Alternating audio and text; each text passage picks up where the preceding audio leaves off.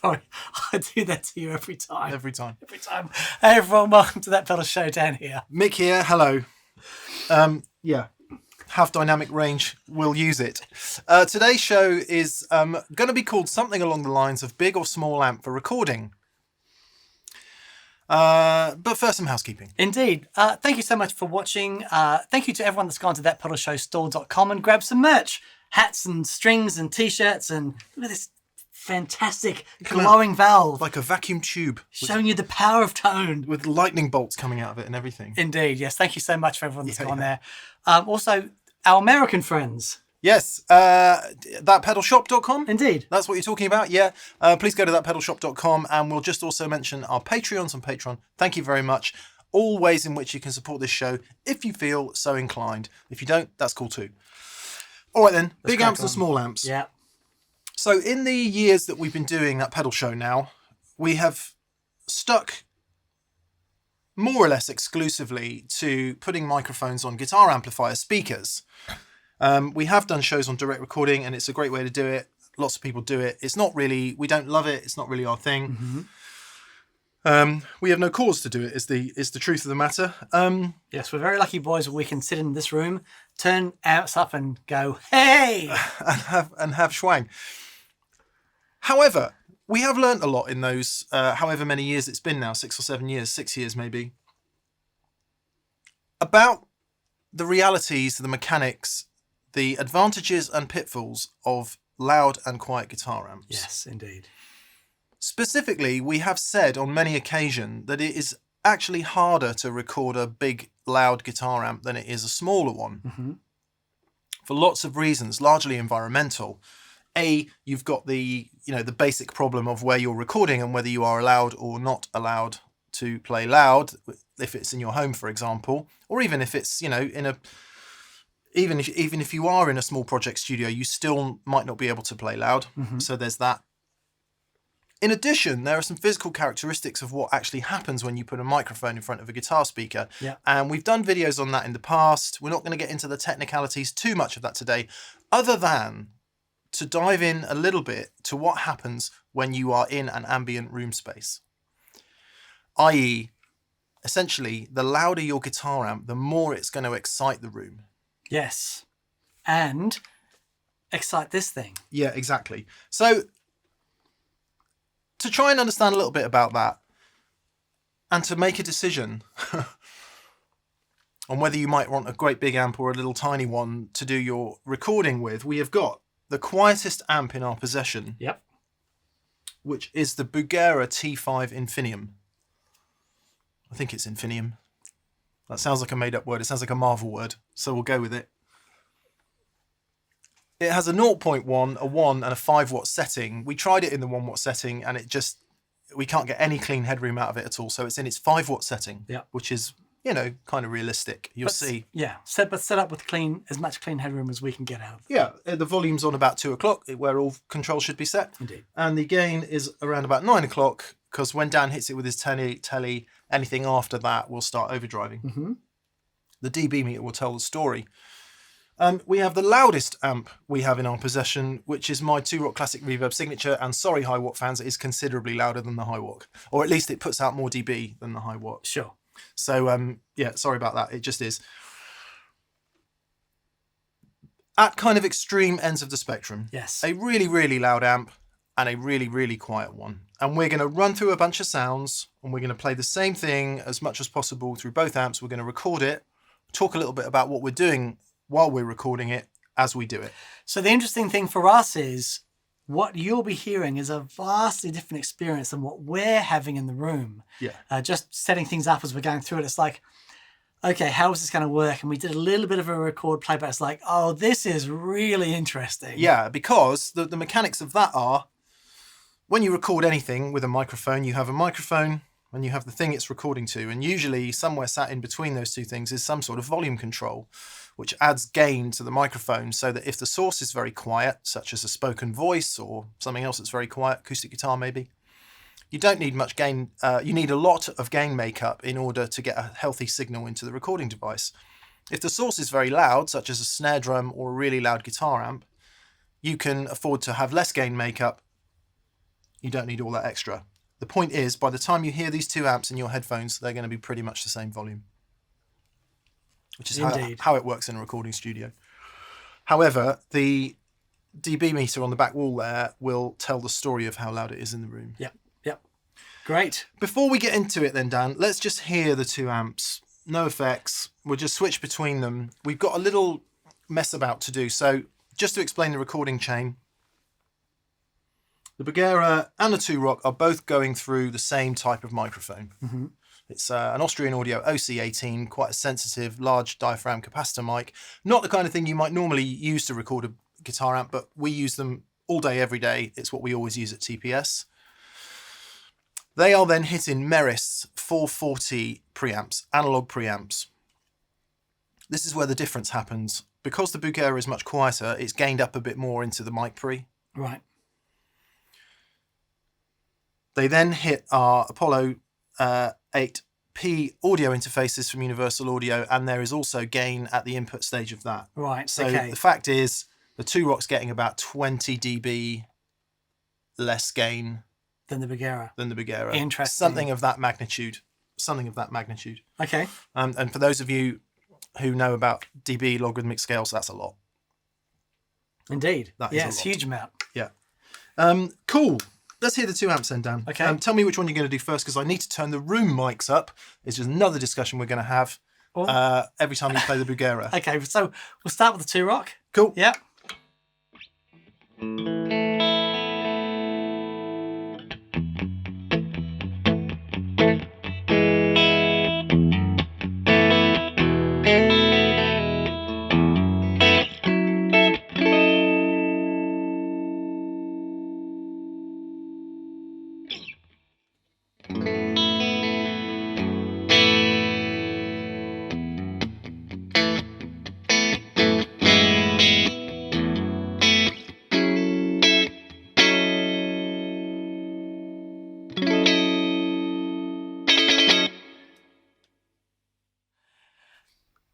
What a vastly different experience. Yeah, it's really interesting, because the other thing I can tell straight away, which is a discussion we'll have as part of all of this, Dan is hitting the guitar harder into the Bugera. Yeah. Partly because you have to. There's nothing there. It's like, I may as well be like playing it acoustically. Well, you say that. It's still registering 84 dB. Okay. Which is still louder. La. Okay, right, fair enough. Than a lot of people can play at home. Right. Just for shots and giggles, right. Here is the 1 watt setting. So 5 watts. 1 watt.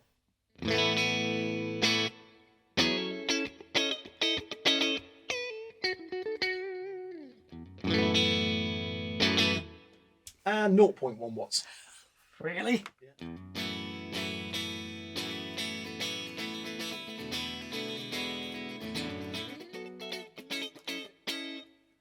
Okay. I can hear the acoustic strings. Well, to put that in context, at 0.1 watts, I could hear this louder than I could hear that. Yeah, exactly. Even stood by the amp. Yeah, right. So that gives you some idea of the magnitude we're dealing with. Right. Okay. So let's gallop to our 4 sounds then. We're going to try and cover a gain range. We're going to use some pedals, and we're going to record more or less the same thing with 4 different tones. First one Dan's going to go for is a kind of Dan sound, which is clean, effecty. Yeah. See where we get to. Layered and reverby and stuff. And what I'll do, I'm going to start on the 2-Rock. Okay. For the reason that it's actually hard for me to tell what's going on at such a low level with the Bugera. But I'll set it up with the 2-Rock because I can hear all the detail. Yeah. Does that make sense? Yeah.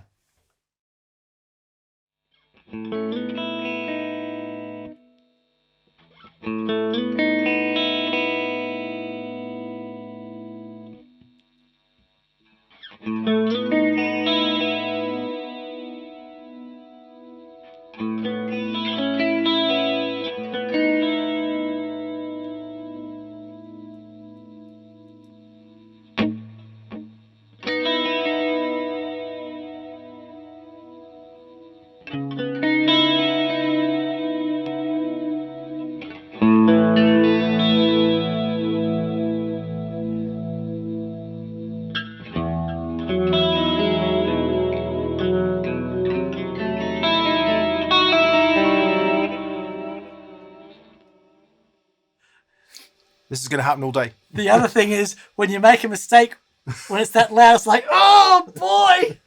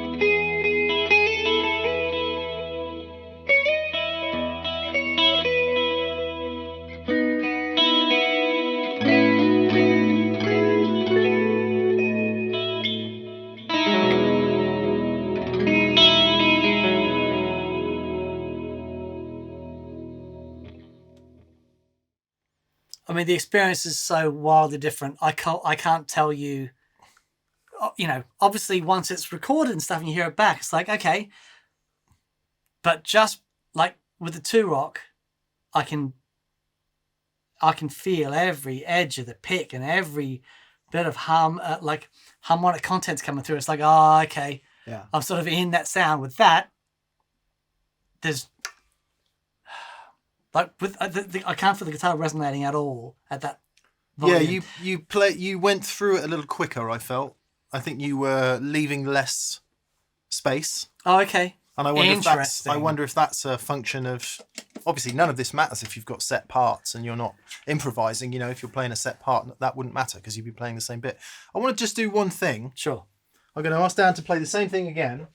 So what I've done is I've put some headphones on Dan and I've turned it up relatively loud. So what he's missing from the 2-rock in terms of room volume, I've given to him back in his ears. Right. Play again, see what this does.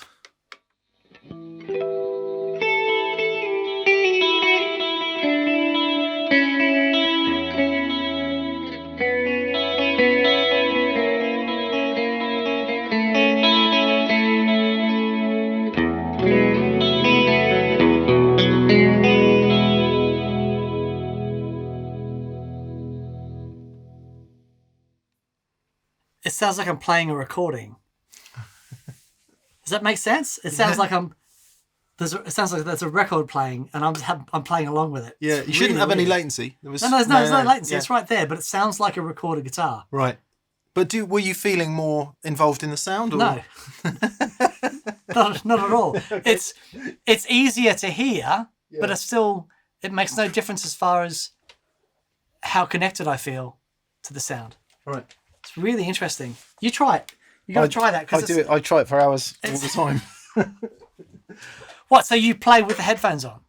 Yeah, if you're tracking something, you kind of, sometimes you have to. And the reason that I've done that for Dan is, I mean, obviously Dan's done his fair share of recording. He's well used to that kind of thing. One of the arguments that often gets thrown up about loud and quiet amps is, well, you never stood in the room with the amp anyway, because Dan is talking about the physical, emotional side of, actually not just physical, not just emotional, it's physical. It is how the guitar is reacting to the sound coming out of the amp and the extra harmonics and everything it's generating as a result. But also the physical experience of the dynamic experience where you don't need to smack the strings quite so hard, and the fact you've got much more dynamic range. But of course, if you think about most of the classic albums that have ever been made, they're in the room, baby. They are often in the control room. With really loud monitors. Right, yeah. Exactly that. Yeah. So you lose the direct connection of guitar and amp, but you probably gain it back through a pair of 20 grand Genelecs or whatever the monitors of the day were. Right. Plenty of stuff has been made with headphones with no physical interaction between the guitar and the amp. But it's just really to talk about that. So if you could choose either of those experiences.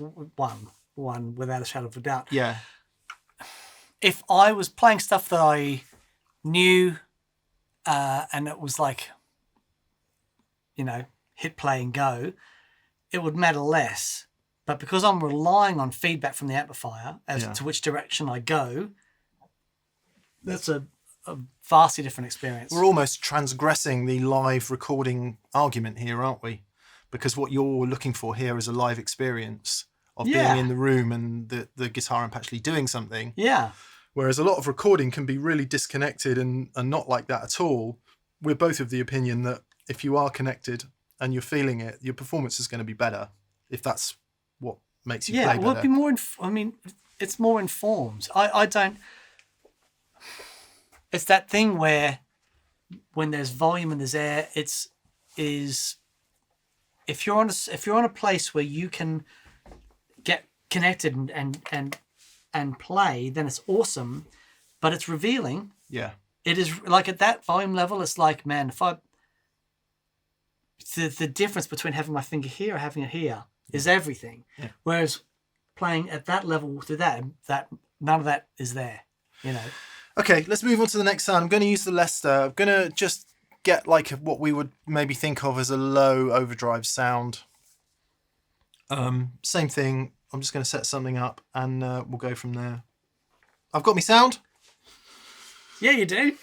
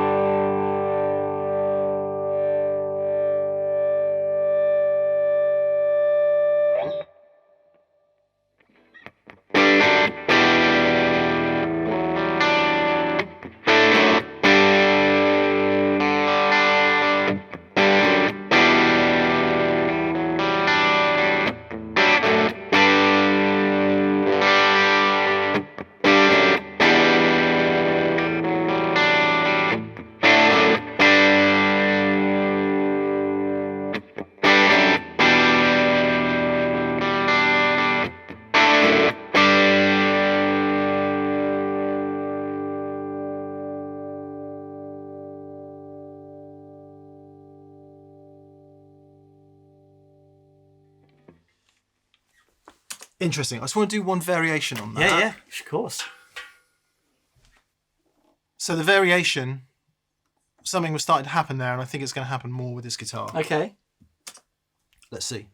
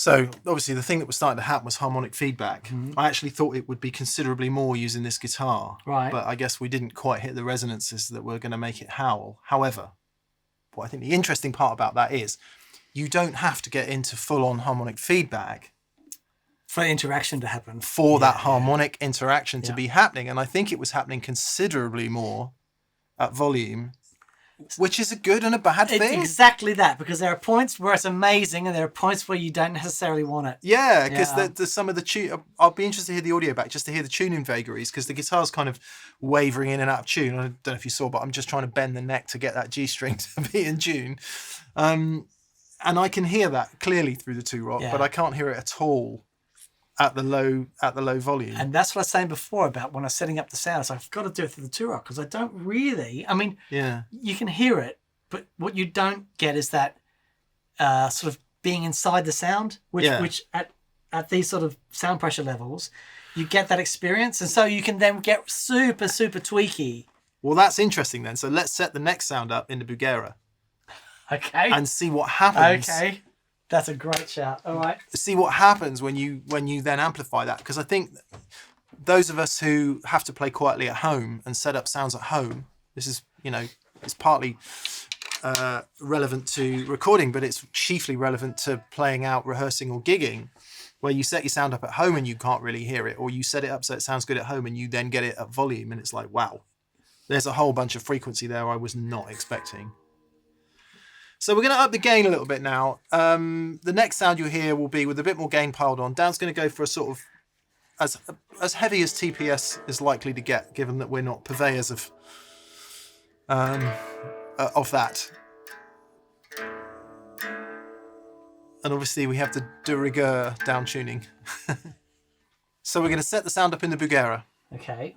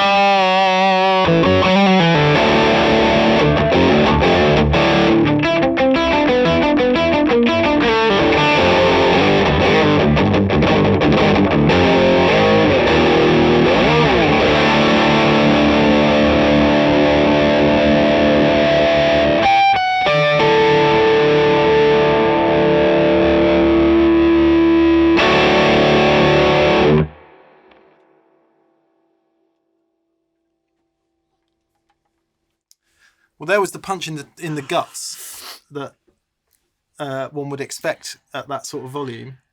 But with that sort of sound, I want to feel that. Yeah. And I couldn't help but play something a little bit differently, because I probably would have set it up a little bit without as much fizz on the top end. I can't wait to hear that back recorded and see what that's like. Sounded great. I mean, what was interesting? So another interesting thing, dynamic range, right? So low volume amplifiers or lower wattage amps, you don't get that massive swing between quiet and loud that you get in a big powerful amp. And I can tell by looking at the waveform, when we were on the cleaner sound, there was much greater difference between when he picks hard and when he picks soft, which is the nature of a clean sound, right? The minute you overdrive it, it does start to look like a solid block of stuff on the waveform.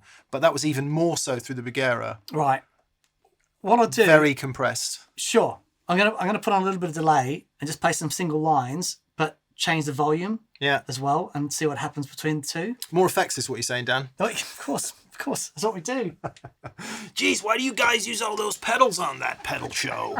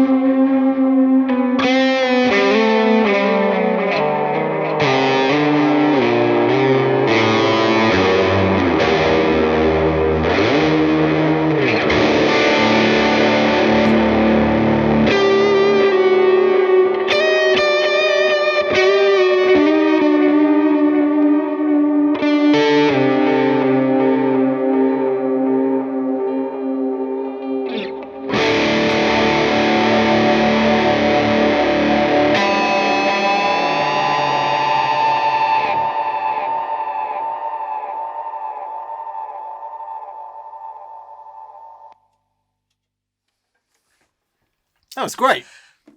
We'll see. Yeah. So my prediction is, well, so what's your in-room experience first? The Bugera was very easy Yeah. to play. Yeah.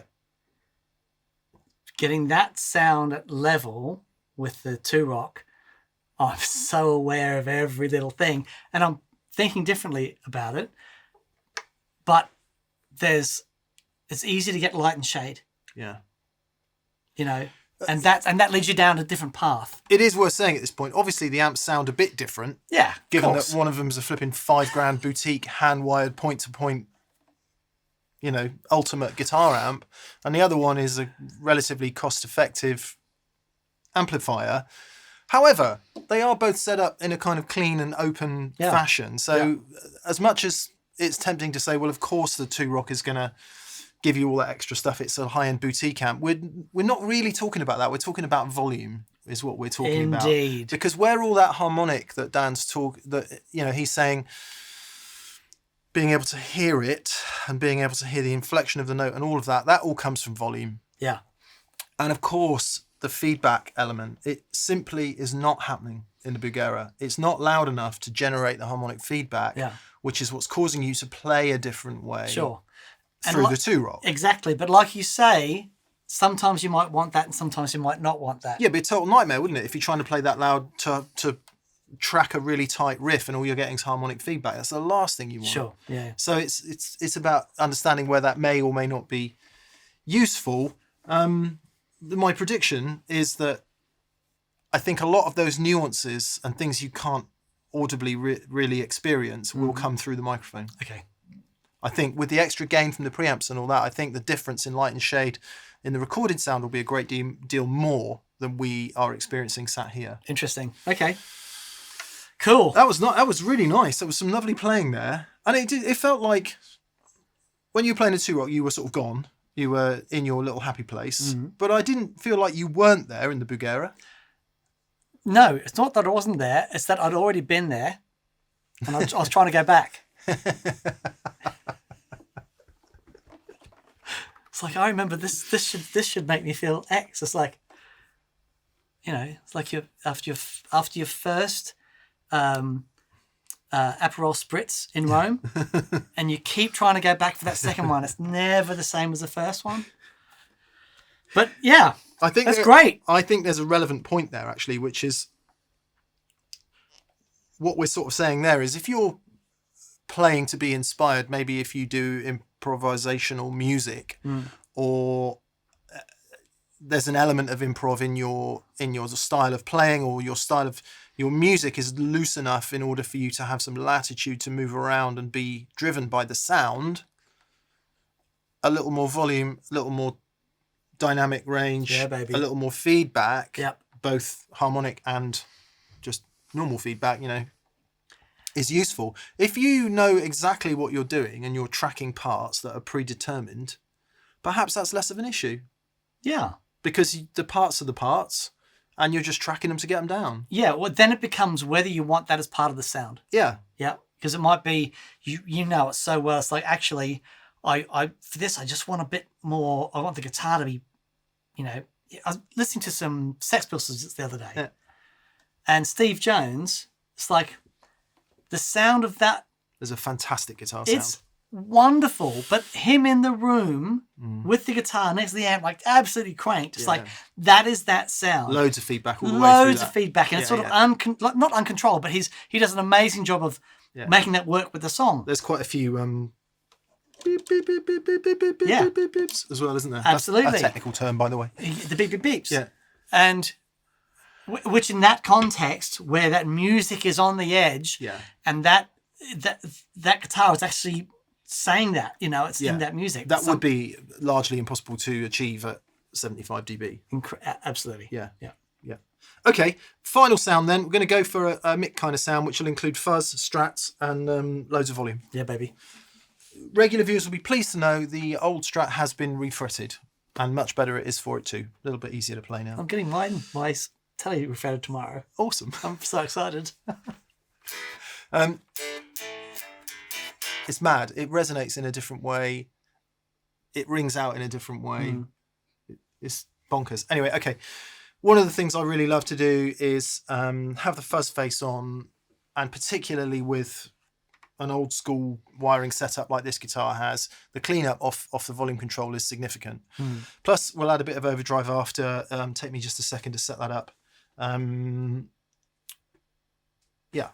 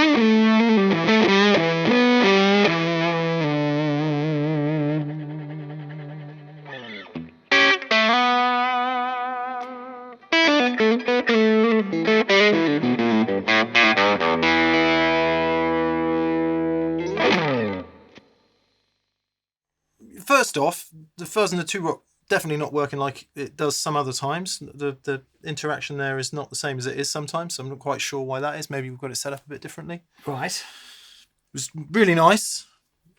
That does sound amazing. But I guess the dynamic range is really what it's all about, isn't it? Well, that's the experience. Because I think the tone is going to be pretty good out of the Bugera. Okay. I think we'd be really surprised. It might be. I guess for me, when I hear you play with fuzz, it's about being taken on that journey, and you get sort of dragged along with you with that that sort of sound pressure level. Yeah, certainly in the, when you sort of bend a note and hold it, and it might go into feedback, and you've got all that latitude to just take a bit more time on the guitar. Whereas when that interaction of guitar and speaker is not quite there in the same way, sure, I feel a bit more rushed. I want to get on to the next thing because I'm not really enjoying what's happening in between as much. Interesting. And it's really going right at the heart of that debate about tone versus volume. Yeah. Because they're not the same thing. No, they really aren't. Or sound versus volume, should we say?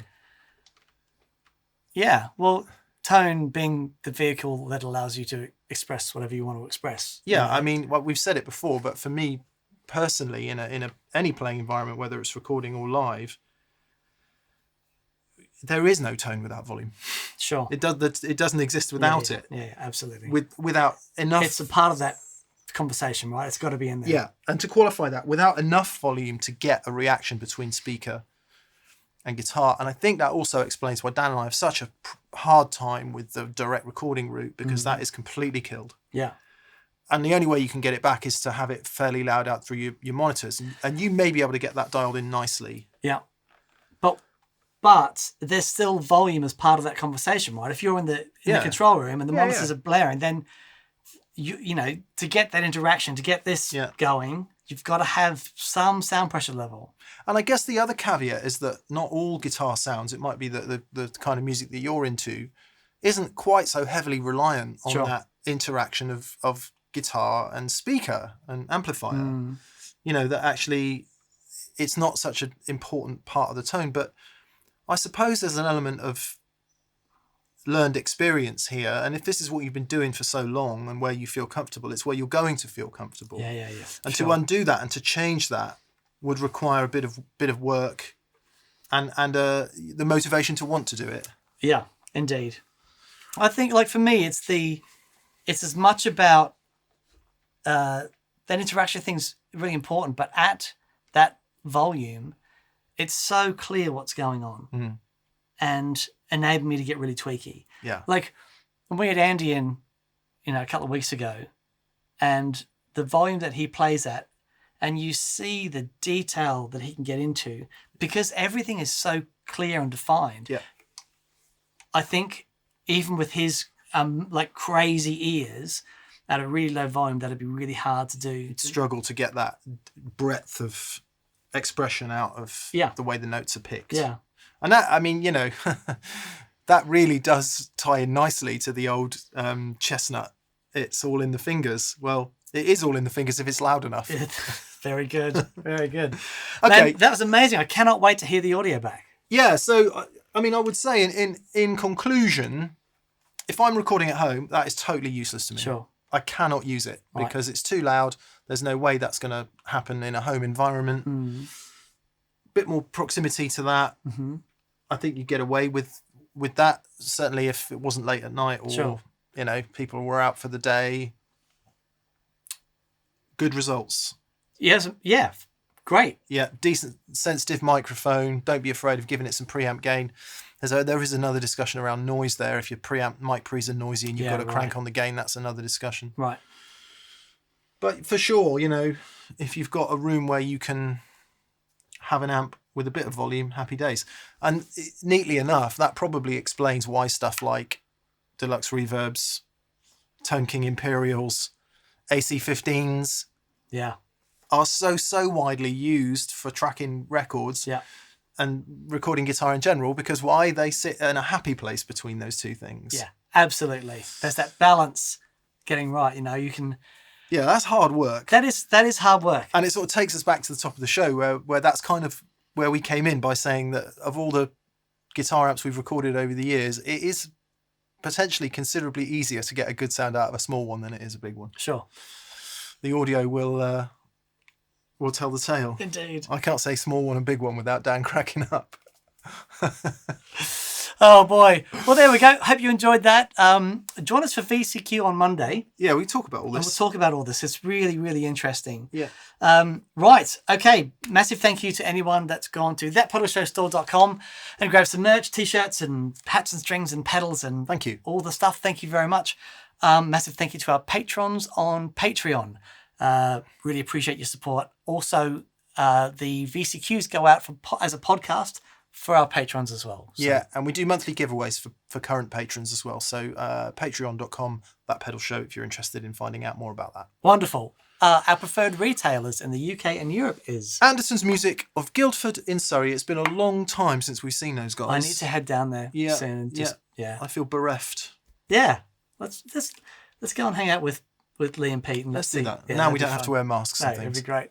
Also, our mates in Australia. Pedal Empire of Brisbane, Queensland. Hello to Matt and the gang there. Lovely humans you are too. Indeed. Right. Well, have a fantastic weekend and we'll see you on Monday for VCQ. Cheers, everyone. See ya. Bye.